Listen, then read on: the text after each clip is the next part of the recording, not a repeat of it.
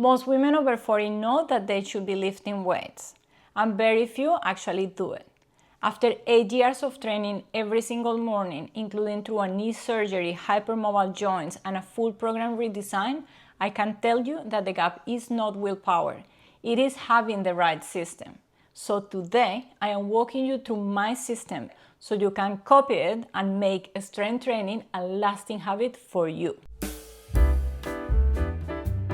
Before we get into the content of today's video, hi, my name is Tana. I am 48 and I am on a mission to age as well as I possibly can. If that is your goal too, I would love for you to join me on this journey. And before getting into the system itself, I want to give you the why. Because you might have heard that you should lift weights, but you might not fully understand why this is so important and why you should be taking this advice seriously if you want to age well. Let's start with what is actually happening in your body.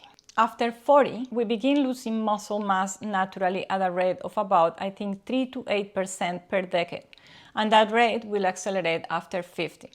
This process is called sarcopenia, and it is one of the most underestimated risks of aging. I want to be clear, this is not just about aesthetics. Muscle is what keeps your metabolism active, your bones dense, your joints protected, and your balance stable. When you lose the muscle, you lose energy, you get injured more easily, you tire faster, and over time, your risk of falls and fractures will increase. And one more thing before we move on is that lifting weights will not make you bulky. That is the most persistent myth about strength training, and it stops so many women before they even get started. What it actually does for most women over 40 is make you leaner, stronger, and more defined, not bigger. And before you decide on following a program, you need to get very clear on your why. Not because I should, because that is not going to be enough fuel to sustain a habit. Your why needs to be specific and personal. Maybe you want to travel without getting exhausted halfway through the day. Maybe you want to be strong enough to carry your own luggage. Maybe you want to play with your children or your grandchildren without feeling exhausted. Maybe you want to feel confident in your own body again. Maybe you want to have a bikini body for the summer. Whatever the reason, you should have a very clear and strong why. For me, training is not optional. It is therapy. The gym is the one place where I go every morning and I challenge myself. I build something and I start the day feeling that I am in control. After 8 years of showing up consistently, it has become part of my identity. And I genuinely believe that it is what keeps me sane. One more thing on mindset. Prioritizing your health is not selfish. You are better to everyone around you when you are strong, energized, and well. You cannot pour from an empty cup. And you cannot be there for the people that you love if your body is running out of resources. So grab a pen and paper and write down what is your why, so you can read it every time you're considering that you want to give up. And the first thing is, if you're just starting out, don't go too hard too fast. Just start with 2 or 3 days a week. That is enough to build a solid habit. See real results and recover properly in between sessions. Join a gym or invest in a quality online program, whichever fits your life and your budget. But I would strongly recommend that you get some expert help at the beginning with your form and equipment. Someone like a personal trainer, even for just a handful of sessions, can teach you how to use the equipment correctly and how to put your body in the right form so you don't get injured. You don't need to train with a PT forever, but learning how to walk confident to a machine and how to put your body in the right position without any fear and without injury is really valuable. For accountability, also, a gym buddy is one of the most effective strategies because you don't want to let them down. A friend, your partner, someone else that comes with you, so you have to show up. Now, if you don't have one, you can use some online help. There are apps that can help you keep accountable, and I personally used ChatGPT last year to help me stay accountable with a sugar-free challenge. The best way to guarantee that you show up consistently is to have systems in place that remove the decision. For me, training first thing in the morning was the answer. Every time I will say that I will go later or after work, I found an excuse. I was tired, I had meetings, I had too much work, or simply I just didn't feel like it. So I removed that option and I go first thing in the morning. The only excuse left is my own mind. And the way that I stopped sabotaging myself in the morning was a mix of two things. First, I am now very intentional about my bedtime. I go to bed at least 7.5 hours before I need to wake up. So I am an early bird by default, but not by willpower. And second, I leave everything ready the night before. My gym gear and my water bottle are ready. So when I wake up, all I have to do is get dressed and go.